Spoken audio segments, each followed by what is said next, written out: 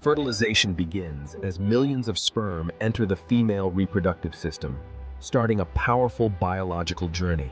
Only the strongest sperm survive the cervical barrier, where natural selection begins immediately. The surviving sperm travel through the uterus, guided by chemical signals toward the egg. The journey continues into the fallopian tube, where the egg awaits fertilization. The egg releases chemical signals, attracting sperm toward its protective outer layer. Sperm release enzymes to break through the egg's protective barrier. Only one sperm succeeds, merging its genetic material with the egg.